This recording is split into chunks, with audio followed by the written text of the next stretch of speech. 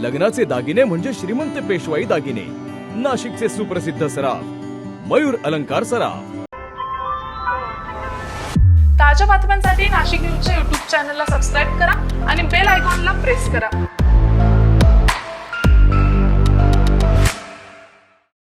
कुष्ठरोग हा शाप नाही तर एक उपचार योग्य आजार आहे। मायकोबॅक्टेरियम लॅप्रे जीवाणूमुळे होणारा हा जुनाट संसर्गजन्य रोग त्वचा, मज्जातंतू आणि नाकाच्या आतील त्वचेवर परिणाम करतो। सुन्नपणा, फिकट पॅचेस, बोटे वाकडी होणे किंवा नाक चोंदणे ही त्याची लक्षणे आहेत। संसर्ग झाल्यानंतर लक्षणे दिसायला 5 ते 20 वर्ष लागू शकतात, पण घाबरण्याचं कारण नाही। मल्टी ड्रग थेरपीने हा रोग पूर्णपणे बरा होऊ शकतो। म्हणूनच वेळेवर निदान करा, उपचार घ्या आणि जागरूकता पसरवा। सार्वजनिक आरोग्य विभाग, नाशिक महानगरपालिका द्वारे जनहितार्थ प्रसारित।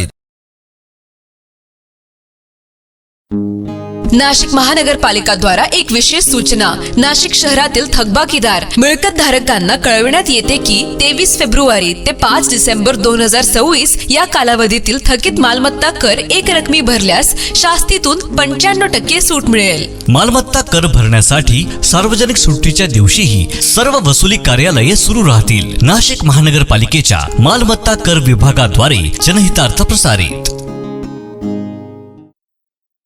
नाशिकमध्ये मानवी तस्करीचा संशय निर्माण करणारी धक्कादायक घटना उघडकीस आली आहे। अवघ्या 19 वर्षांच्या तरुणीची 2 लाख रुपयांमध्ये विक्री करून तिचं जबरदस्तीने लग्न लावल्याचा प्रकार समोर आलाय।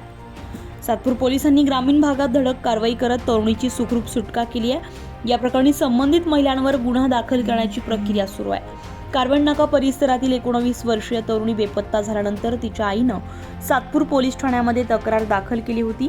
त्यानंतर तरुणीने फोनवरून 2 महिलांनी इव्हेंटमध्ये कामाचा आमिष दाखवून तिला मालेगाव मार्गे नांदगाव तालुक्यातील जातेगाव येथे नेल्याची माहिती दिली आहे। तेथे तिची 2 लाख रुपयांत विक्री करून जबरदस्तीने लग्न लावण्यात आल्याचा आरोप करण्यात आला आहे। राणी आणि भागी नावाच्या महिलांवर या प्रकरणात संशय व्यक्त करण्यात आला असून पोलिसांनी तपास सुरू केलाय। मिळालेल्या माहितीनुसार सातपूर पोलिसांनी ग्रामीण हद्दीमध्ये जाऊन धडक कारवाई केली आहे। कारवाई दरम्यान काही स्थानिकांनी पोलिसांना घेराव घालत विरोध दर्शवलाय, त्यामुळे काही काळ तणावपूर्ण परिस्थिती निर्माण झालेली होती। अतिरिक्त कुमक मागवून अखेर तरुणीची सुखरूप सुटका करण्यात पोलिसांना यश आलंय। पोलीस आयुक्तांच्या मार्गदर्शनाखाली या प्रकरणाचा सखोल तपास सुरू असून मानवी तस्करीच्या अनुषंगाने चौकशी केली जाते। या घटनेमुळे जबरदस्ती विवाह आणि मानवी तस्करीचा गंभीर मुद्दा हा पुन्हा एकदा ऐरणीवर आलाय। Bureau report, Nashik news, Nashik. ताज्या बातम्यांसाठी नाशिक न्यूजच्या YouTube चॅनलला सबस्क्राईब करा आणि बेल आयकॉनला प्रेस करा।